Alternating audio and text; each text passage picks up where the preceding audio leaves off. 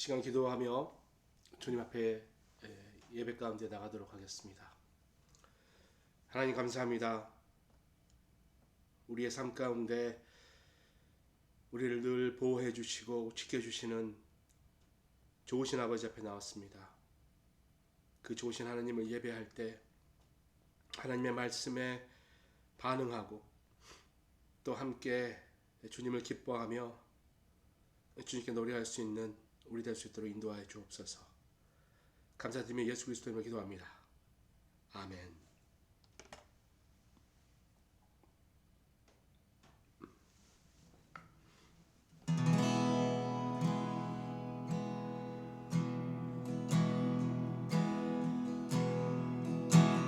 내가 급한 어느 곳으로 채울 수 없네. 내가 급한 상한 나의 심령에 내가 급한 부르짖는 소리 들으소서. 내가 급한 주의 음성 들리네.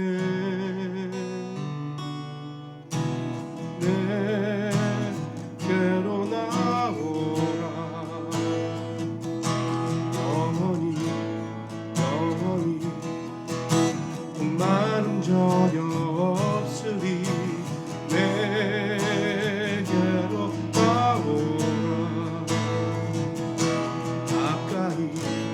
가까이 생수의 근원 대신 주께 내게로 나오라. 영원히 목마름 전혀 없으리. 내게로 나오라. 가까이 생수의 근원 되신 주께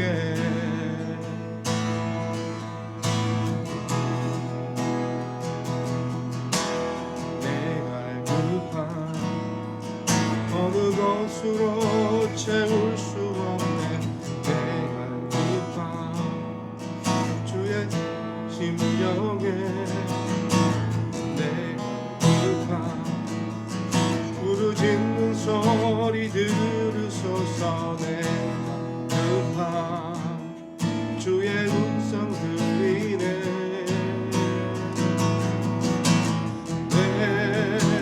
내게로 나오라. 영원히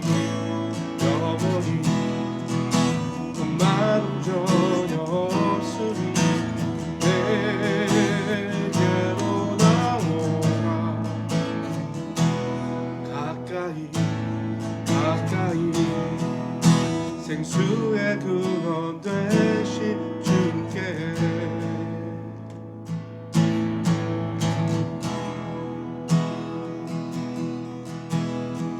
내게로부터 눈을 들어 시작할 때 주의 일을 보겠네.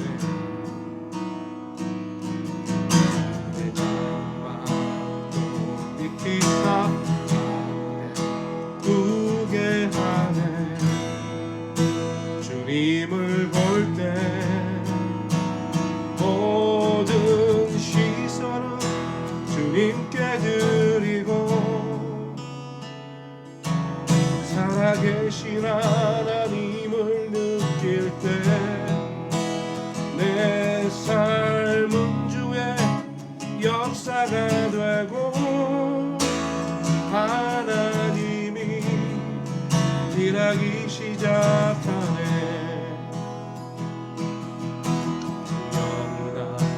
영원시켜 모두 사라질 때 주의 일을 보겠네.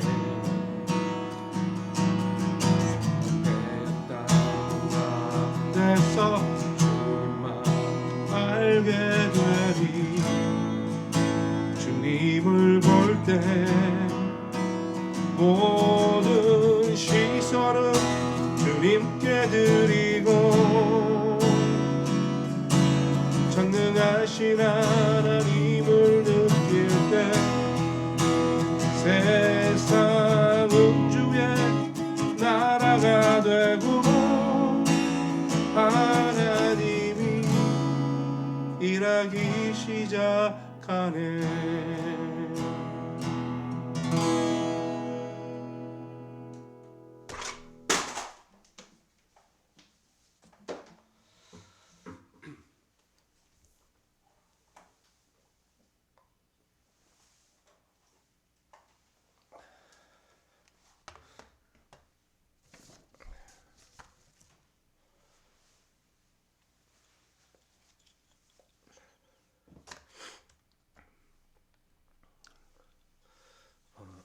네, 오늘 12사도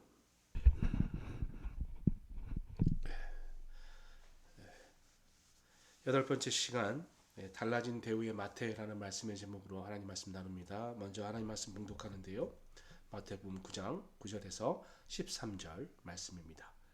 신약성경 13페이지.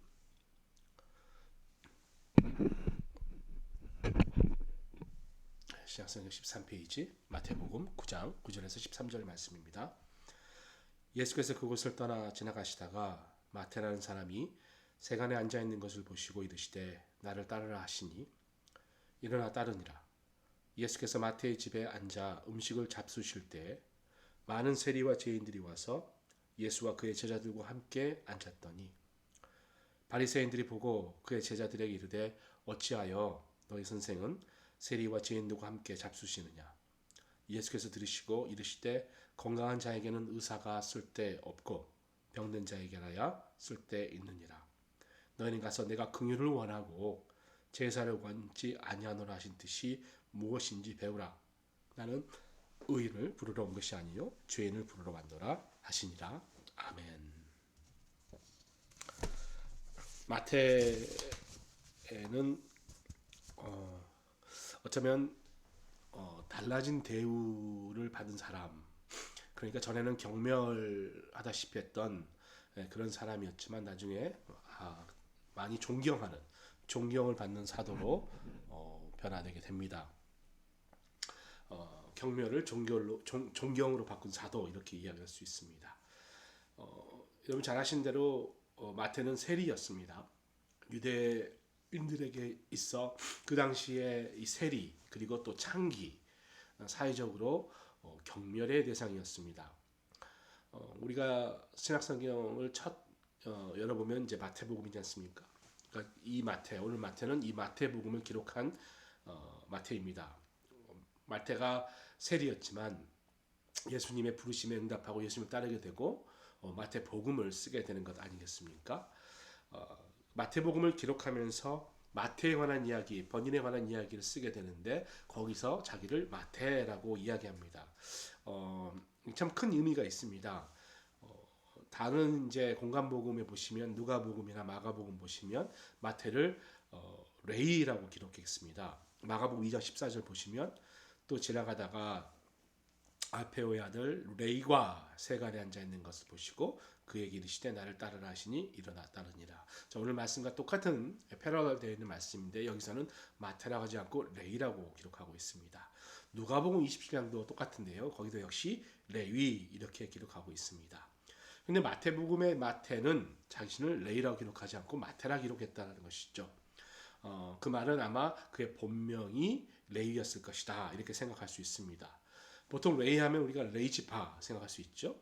그러니까 이름도 레이지만 마태는 레이지파였다는 것도 우리가 역시 알 수 있는 것이죠. 레이지파 이제 아론이죠. 아론의 후손들 제사장이 되고 그 나머지 레이인들도 다 성전에서 일하는 그런 지파였지 않습니까? 각 도시의 영적인 일을 감당하는 그런 사람들이었습니다.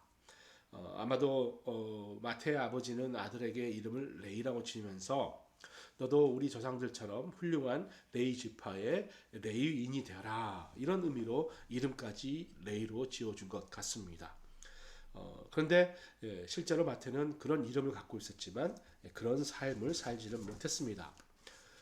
어렸을 때부터 레이인으로서 레이 수업을 받고 성경 공부를 하고 그런 삶을 살았는데 분명히 어떤 일이 있었겠죠. 어떤 큰 일이 있었든지 변화가 있었습니다. 자기의 인생의 방향을 레이로 가는 것이 아니라 세리로 바꿨던 것이죠. 이건 그렇다고 해서 세리도 쉬운 일은 아니죠. 세리를 하려면 기본적으로 계산을 잘해야겠죠. 돈을 잘 관리해야겠죠. 장부 정리 같은 거 이런 것도 잘해야 되는 거 아니겠습니까? 어쨌든 마태는 레이가 되는 것보다는 세리가 가겠다라고 선택한 것입니다. 세리가 돼서 나름대로 부를 축적하기 위해 일을 했는데 오히려 자기 민족들의 돈을 뜯어내는 그런 역할을 한 거였습니다. 로마가 세계를 지배했고 로마 정부에 연결되면 먹고 사는 데 지장이 없다. 오히려 많은 돈을 벌 수 있다라고 생각했기 때문에 마태든 또 많은 사람들은 로마 정부와 결탁해서 살아갈 것으로 그들의 삶을 결정하게 됩니다. 세리가 특별히 잘 아시지만 보통 유대인들 같은 민족에게도 경멸을 받았던 이유는 세리는 로마 정부를 위해서 일하기 때문입니다. 그러니까 이제 우리말로 하면은 매국노 같은 배신자 같은 그런 사람 아니겠습니까? 일제 강점기 때 친일파 사람들이 일본 앞자리 노릇을 하면서 매국노라고 이렇게 배척받았잖아요. 그런 것처럼 자기 사람들에게 동민족에게 이렇게 지탄을 받았습니다. 사실 그렇잖아요. 로마 너무 밉죠. 근데 로마도 밉지만 세리는 더 미웠던 거죠. 우리도 아마 강점기 때 관련해서 보면 우리를 침략한 그 나라도 밉지만 거기에 일조해서 우리를 오히려 배신하는 사람은 더 미웠던 것 아니겠어요? 또 왜 미워했냐? 그들은 세리들은 착취했습니다. 복음서를 보면 세리 마태는 가버나움 출신으로 되어 있는데요. 예루살렘으로부터 이제 북쪽으로 올라가서 가버나움을 거쳐서 갈릴리 호수로 이렇게 통과하면 이제 시리아 다마스쿠스까지 연결되잖아요. 근데 이제 반대로 다마스쿠스에서 다메섹에서 이제 예루살렘 내려오려면 반드시 그 길 그대로 가버나움을 통과해야 합니다. 이게 무슨 말인가? 결과적으로 다마스쿠스나 또 예루살렘이나 거기를 통과하는 무역상들 상인들이 세리인 마태에게 붙들려 세금을 낼 수밖에 없었던 것이죠. 세관을 통과하는 그런 의미입니다. 가버나움은 이제 동서남북을 잇는 도시이기 때문에 이 세금 징수하기 위해서 국립세관이 있었다고 합니다. 그 국립세관에서 세리로 마태가 일했던 것이죠. 세관에 근무하기 위해서는 결국 여러 가지 이 조건들이 있었겠습니다만 동족들이 사용했던 아람어를 사용할 수 있어야 되고요. 또 동시에 히브리어를 또 사용해야겠죠. 그러면서 로마 사람들 또 다른 사람들과 연결하려면 헬라어도 해야 됐습니다. 또는 라틴어는 기본으로 해야겠죠. 그러니까 언어에 능통해야만 하는 것이죠. 뿐만 아니라 그 많은 장부를 정리하고 계산하고 기억해야 되기 때문에 사실은 상당한 지식인 또 능력이 뛰어난 그런 사람으로 우리가 이해할 수 있습니다. 자, 근데 그런 똑똑한 사람들이 돈을 벌기 위해서 어떻게 하느냐? 로마가 1인당 또는 통과하는 사람들에게 이런 금액을 내라라고 이야기합니다. 그런데 실제로 그보다 더 많은 금액을 걷는 것이죠. 그래서 거기에는 차액을 자기의 이익으로 챙기는 것이죠. 뿐만 아니라 많은 사람은 그 금액을 낼 수 없었기 때문에 그들에게 자기가 융자를 해줍니다. 융자를 해주고 그 이자를 받는 그러니까 뭐 마치 그 고리대금 업자 이런 역할도 같이 한 것이죠. 최고 12%까지 냈던 그 세금 그거를 내주고 거기에 또 수십 퍼센트의 이자를 붙여서 많은 돈을 모았던 세리였기 때문에 특히 또 악한 세리들이 있었기 때문에 사람들에게 혐오감을 일으켰습니다. 자, 정리해보면 세리들은 사회적인 혐오 대상이었습니다. 누구나 치를 떨고요. 누구나 고개를 흔드는 그런 사람이었습니다. 같은 민족, 동족에게도 인간 취급받지 못했습니다. 세리는 사람들이 신뢰하지 못했습니다. 그래서 법정의 증인으로 쓸 자격도 없었습니다. 거짓말하고 사기치는 한마디로 믿을 수 없는 사람이었다는 것이죠. 그런 이유로 유대인들은 세리와 창기는 회당에 출입을 금했습니다. 이게 당시의 법이고 세리와 창기의 당시의 사회적 위치였다는 것을 우리가 알 수 있습니다. 오늘 말씀 보면 9절에 예수께서 그곳을 떠나 지나가시다가 마태라 하는 사람이 세간에 앉아 있는 것을 보시고 이르시되 나를 따르라 하시니 일어나 따르니라 이렇게 되어 있어요. 마치 마태가 갑자기 예수님을 따르는 것처럼 이렇게 보일 수 있습니다. 그러나 그럴 수는 없었겠죠. 사실은 마태는 오랫동안 예수님에 대해서 고민하고 있었던 것을 알 수 있습니다. 지금 예수님께서 나를 따르라 하니까 바로 일어나 예수님을 따르는데 일어나 따랐다라는 것은 어떤 의미에서는 세리는 자기의 직업을 버렸다 이렇게 이야기할 수 있습니다. 그러니까 평상시에 자기가 하고 있는 일에 대해서 많은 회의감이 있었던 것이죠. 오히려 그는 그 마음속에서 그동안 해왔던 일들을 반성하고 새로운 길을 가고 싶었던 그런 열망이 그 안에 있었습니다. 그때에 예수님이 부르시니까 그는 아주 흔쾌히 결단할 수가 있었습니다. 그런 결단은 바로 했지만 그 결단이 오기까지는 마태는 많은 고민과 갈등과 생각이 있었음을 우리가 알 수 있습니다. 마태가 이제 물질주의였을 거 아니에요. 물질을 탐하는 사람이었으니까. 근데 많은 사람들이 그를 좀 이렇게 안 좋아해도 그가 돈을 벌 수 있고 재물을 모을 수 있으면 그것이 이제 보상된다라고 생각했었을 거예요. 그러니까 현실주의자지요. 그러나 왜 그가 그런 자기의 일을 그만뒀는지는 성경이 기록하고 있는 바가 없기 때문에 우리가 이제 추정할 수밖에 없는 것이 있죠. 자, 어쨌든 본인의 직업에 만족을 느꼈다면 예수님 부르실 때 그렇게 따라가지 않았을 거라는 것. 그러니까 레위인이었잖아요. 그리고 레위인 교육을 받아왔기 때문에 그도 돈이 그 삶의 전부가 아니라는 것을 배워가는 것이죠. 세리로 살면서 돈은 많이 벌었을지 모르지만 늘 동족들에게 지탄을 받고 손가락질 받고 미움받고 그렇게 살면서 얼마나 마음의 갈등이 많았을까요? 평안의 기쁨은 돈이 가져다 주는 게 아니기 때문에 아마 어려운 일들이 많았을 거다. 우리는 그렇게 생각할 수가 있습니다. 앞서 말씀드린 대로 레위인의 집안에서 태어나서 레위인 교육을 받고 자랐으므로 그는 세리였음에도 불구하고 철저하게 종교인의 마음을 갖고 있었던 것 아니겠습니까? 그도 그럴 것이 여러분 마태복음이 각 복음서의 이제 어디언스 복음서를 누굴 위해서 썼는가? 사실 마태복음은 유대인들을 위해서 썼거든요. 유대인들에게 예수님이 왕이시다. 그동안 기다려왔던 그 메시아시다라고 이야기하는 것이 주된 내용입니다. 그러니까 마태는 종교인들에게 이 글을 썼다 이렇게 이야기할 수 있습니다. 특별히 이 다른 공간복음서보다 마태복음은요 구약 성경을 굉장히 많이 인용합니다. 구약과 직접 연관해서 인용한 것이 99회, 99회나 됩니다. 히브리 성경을 이제 기록들을 인용했고요. 예수님의 탄생에서 부활이 되기까지 계속해서 구약에 나온 말씀을 인용하면서 예수님이 왕이심을 증거하고 있는 것이죠. 같은 시대의 변절자, 같은 시대의 매국노였지만 그는 그 마음 가운데 하나님을 섬기는 것에 대해서는 떠나지 않았습니다. 모든 어떠한 제자들보다 구약을 많이 공부했고 엄밀한 의미에서 구약을 많이 공부했으므로 진짜 메시아 예수를 정말로 기다렸던 사람이라는 것을 우리가 알 수 있습니다. 근데 놀랍게도 어느 날 갑자기 이렇게 예수님이 찾아오신 거죠. 그렇게 기다렸는데 그 기다린 예수님이 찾아오시니까 그는 기뻐서 뛰어나가는 겁니다. 나를 따르라 그러니까 바로 따라 나가는 것이죠. 사실 예수님은 그런 마태의 심정을 아셨습니다. 그리고 마태를 지켜보셨던 거예요. 예수님은 간단하게 말씀했지만 그 간단한 말씀이 마태의 마음에 불이 일어났습니다.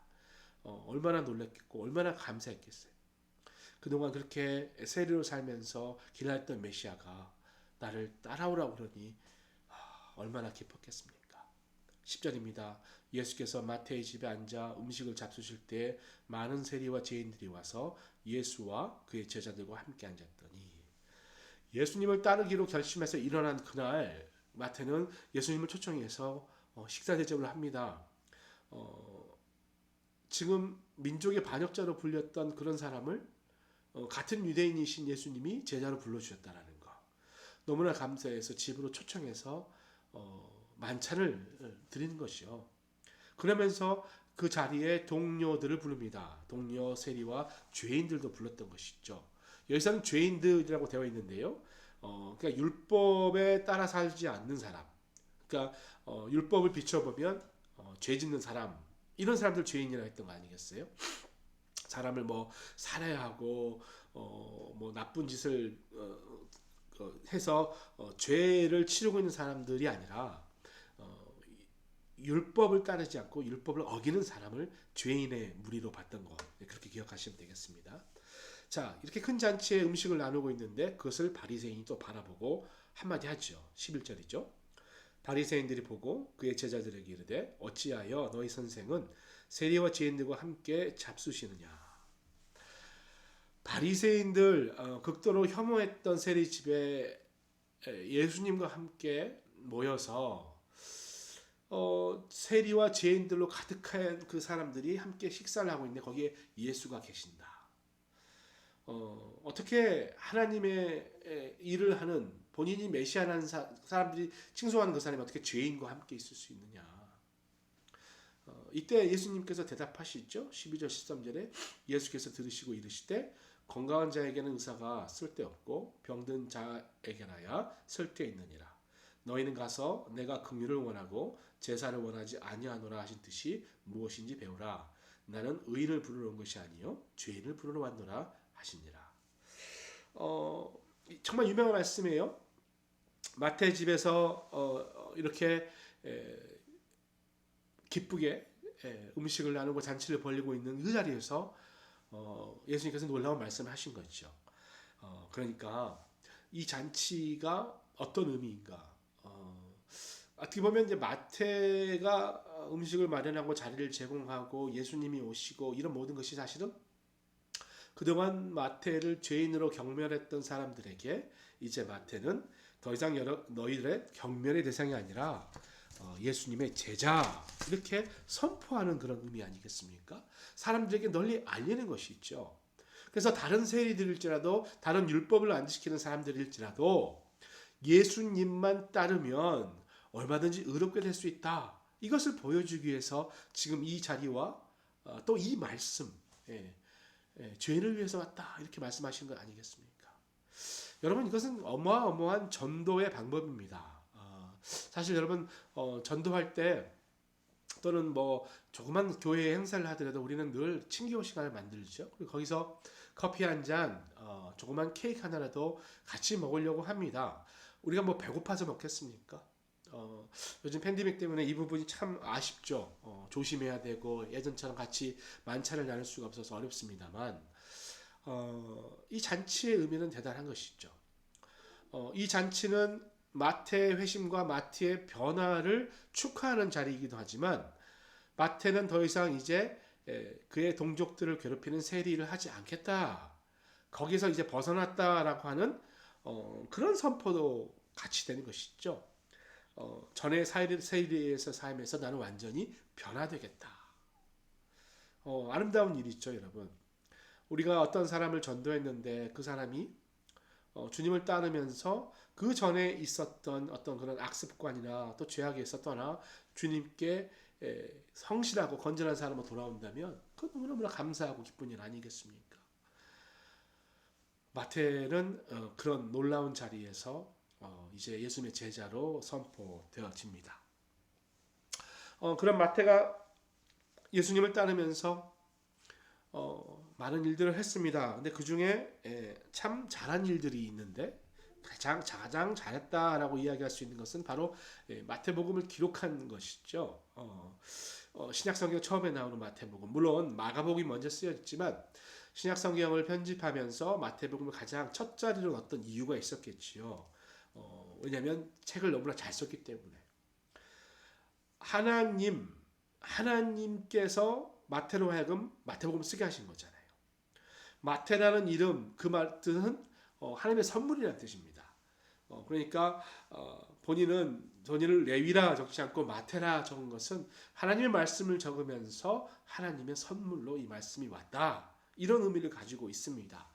옆에 제자들이나 친구들 아는 사람들은 습관대로 레이라고 불렀겠죠. 레이니까. 그러나 본인이 마태복음을 적으면서 나는 이제 새로운 사람이다 라고 새 이름을 쓰고 있는 것으로 우리는 이해할 수 있겠습니다.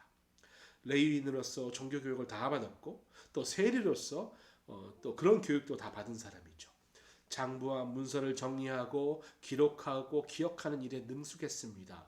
손으로 계산하고 손으로 썼습니다. 그런데 그런 돈을 위해서 썼던 그의 손, 이제 하나님의 말씀을 썼다는 것이죠. 여러분, 하나님의 놀라운 섭리와 은혜지요. 성령의 붙잡힘을 받으니까 그 전에 사용됐던 방법과 완전히 다르게 사용된다는 것. 여러분, 마태복음 1장 1절이 또 기가 막히잖아요. 예. 아브라함과 다윗의 자손 예수 그리스도의 계보라. 예. 그러니까 예수님이 그냥 어느 날 갑자기 나타난 것이 아니라 구약 성경에서 주시겠다라고 약속하신 그 계보에 있는 사람이라는 걸 알고 있죠. 예. 그도 이걸 기록하면서 얼마나 기뻤을까요? 이런 말씀을 쓸 수 있다는 그 자신이 얼마나 감사했겠습니까? 마태도 여러분 유대인이었으니까 당연히 본인도 아브라함의 자손이고요. 다윗의 아들 아니에요. 다윗의 후손이죠. 그래서 유대인들을 대상으로 이 복음을 쓰면서 같은 동족들이 종교적인 어떤 그런 관념 때문에 메시아를 알아보지 못하는 실수를 범하지 않게 하기 위해서 얼마나 기도하면서 썼겠습니까? 정말 레위 지파다운 레위 같은 일을 하고 있는 것입니다. 마태는 15년 동안 예루살렘에 머물면서 복음을 전했습니다.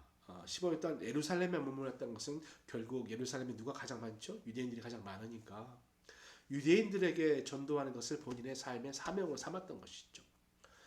다른 사도들은 각지 다 흩어졌습니다. 아시아로 심지어는 인도까지. 예. 그러나 그런 분들을 통해서 열방이 다 하나님을 알게 되는 일이 일어났고 또 동시에 마태도 유대인들에게 향해서 복음을 전하는 일을 했다라는 것이죠. 마태는 아람어로 이제 마태복음을 기록했고요. 당시 이제 갈릴리, 그러니까 북부 지역 사람들은 아람어를 잘했기 때문에 잘 이해했다고 합니다. 그리고 그 후에 이제 히브리어로 사본을 만들고 그걸 통해서 유대인들에게 복음을 전했습니다. 그러면서 많은 유대인들이 도전을 받고 예수님의 복음을 믿기 시작했던 것이죠. 그러나 역시 마태도 그렇다고 해서 승승장구한 것만은 아니죠. 박해를 받았습니다. 공격을 받았죠. 결국은 늘 박해를 받으니까 어쩔 수 없이 그도 그의 발길을 유대인에서 이제 이방인에게로 옮겨갔습니다. 마태는 학식이 있었고요. 또 세리였기 때문에 금전적인 지식도 있었습니다. 경험이 있었습니다. 그러면서 그걸 잘 활용해서 이방 지역의 많은 왕들에게도 복음을 전했다라고 전승에 기록되어 있다고 합니다. 어쨌든 그는 이제 결국 인생 말년이 되면서 에티오피아까지 건너가게 되고요. 거기서 복음을 전한 것으로 기록하고 있습니다. 그러나 이제 에티오피아에서 예루살렘에 돌아오는 길에 창에 맞아서 순교했다라고 기록합니다. 자, 그렇다면 마지막으로 마태를 통해서 우리는 어떤 교훈을 찾을 수 있는가? 첫 번째는 예수님 마태의 어떤 그런 결단이죠. 희생적인 결단을 한 점을 우리가 좀 바라볼 수 있습니다. 오늘 말씀의 예수님의 주된 메시지는 오늘 말씀을 이제 단락으로만 보면 예수님의 주된 메시지는 나를 따르라고 하는 거죠. 나를 따르라. 그러니까 이 말은 결단해라라는 말 아니겠어요? 마태가 푹 일어나서 나왔기 때문에 쉬운 것 같지만 여러분 그렇지 않습니다.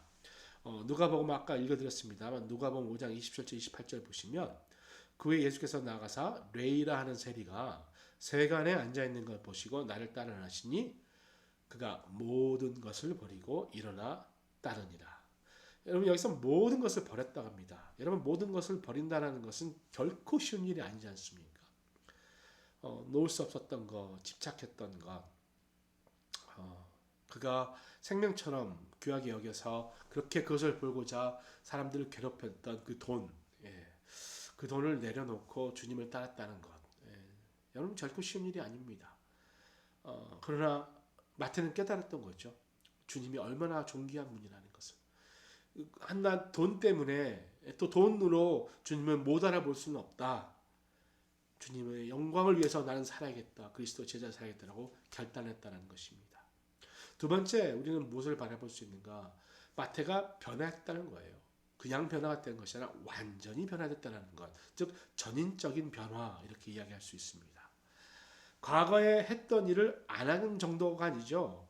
그러니까 도둑질 그만두었다고 해서 온전한 사람이라고 할 수 없잖아요. 그냥 보통 사람이 된 것이죠. 죄인에서 보통 사람 된 거잖아요. 세리에서 세리 짓을 그만한다고 해서 마태가 훌륭하다 할 수 없는 거죠. 어떤 걸 했는가? 세리를 그만두고 복음을 위해서 그의 삶을 던졌다라는 것입니다.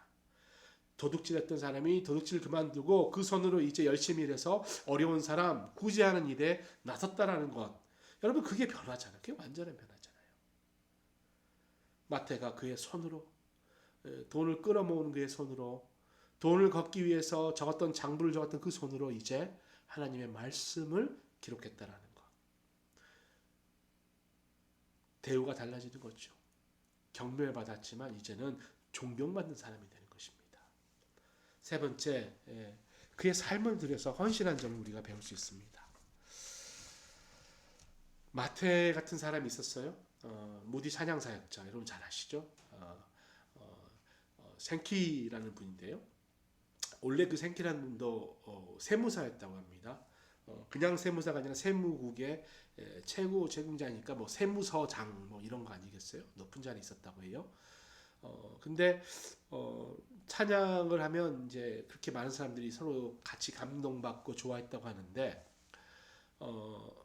16살 때 회심했지만 30살 때까지는 그냥 그렇게 살았던 거예요.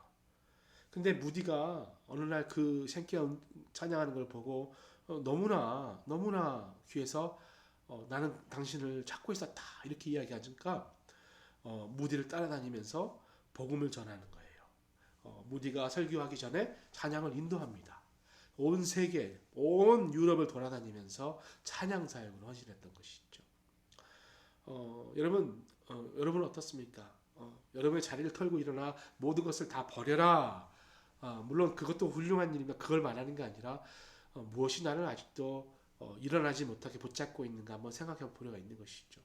그래서 마태처럼 주님이 부르실 때 내가 일어날 수 있는 용기와 결단이 있는가, 그리고 이제 일어났으면 하나님의 삶을 위해서 내가 헌신한 삶을 살 수 있는가 한번 돌아보시고 그렇게 살기로 결정하시고 또 주의 일에 사용받으시는 여러분 모두 되시기를 소원드립니다.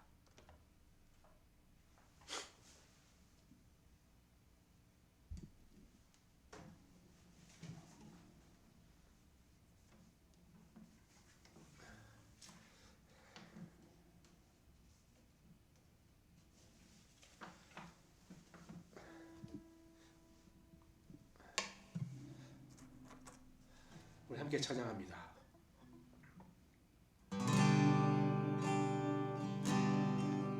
내일은 주의 영광을 보라. 우리 가운데 계신 주님, 그 빛난 영광 온 하늘 덮고 그 찬송 온 땅 가득해.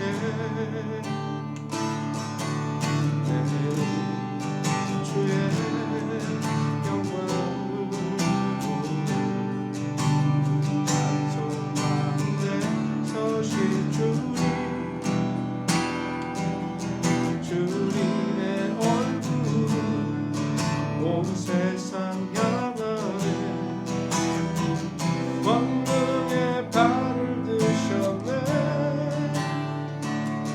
주의 영광 이곳에 가득해. 우린 서네 주님과 함께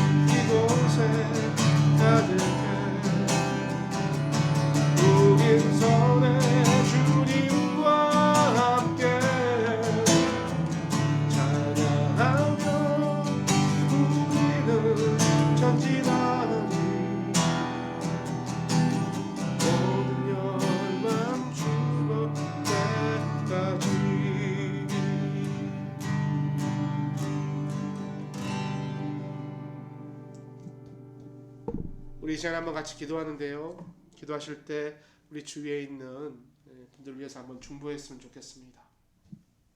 특별히 이제 본격적인 성탄 시즌으로 다가가는데 아직까지 어려운 환경 가운데 또 말하지 못하는 그런 어려움 가운데 고민하고 있고 눈물을 흘리고 있는 분이 많으실 겁니다. 또 우리 도현진 자매 회복 중에 있고 도현진 자매 아버님, 또 우리 김수자 권사님, 우리가 기도해야 할 분들이 많습니다. 이분들 생각하시면서 이 시간 한번 그분들을 위해서 중보하고 마치도록 하겠습니다. 기도합니다. 이 시간에 우리가 이루어 주면서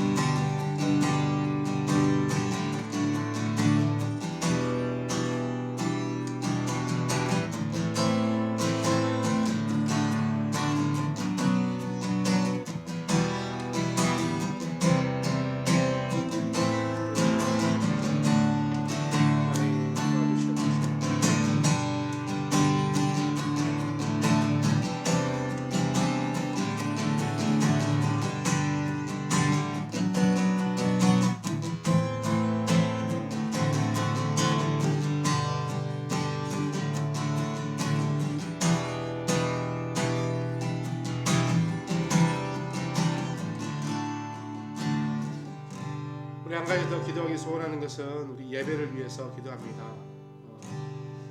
성탄 주일 예배로 오랜만에 우리 중고등부 아이들도 함께 나와서 예배드립니다. 우리 이소면 목사님 말씀 전해 주시는데요.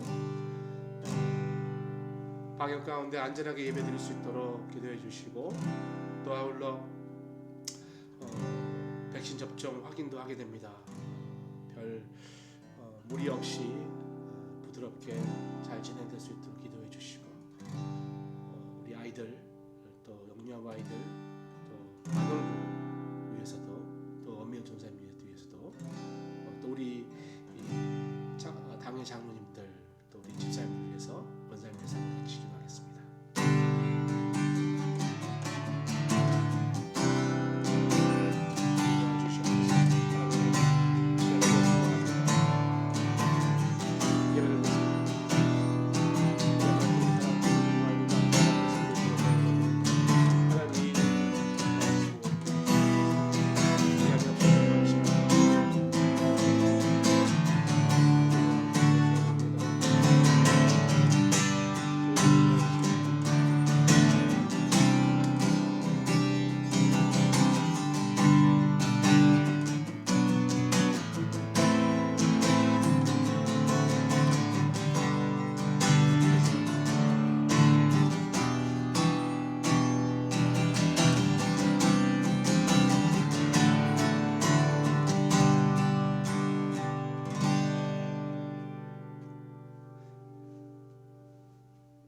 하나님 감사합니다.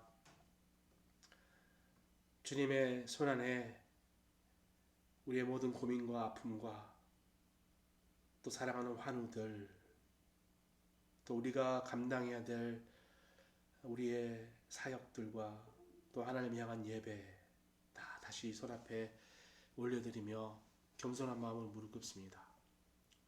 살아계신 하나님께서 만져주셔서 하나님의 사랑으로 기쁘게 감당하고 특별히 질병 가운데 있는 자들이 회복을 얻는 아름다운 일도 속히 있게 하여 주옵소서. 주기도문 합니다. 하늘에 계신 우리 아버지 이름을 거룩하게 하시며 아버지의 나라가 오게 하시며 아버지의 뜻이 하늘에서 같이 땅에서도 이루어지게 하소서. 오늘 우리에게 일용할 양식을 주시고 우리가 우리에게 잘못한 사람을 용서해 준 것 같이 우리 죄를 용서해 주시고 우리를 시험에 빠지지 않게 악에서 구하소서. 나라와 권능과 영광이 영원히 아버지의 것입니다. 아멘.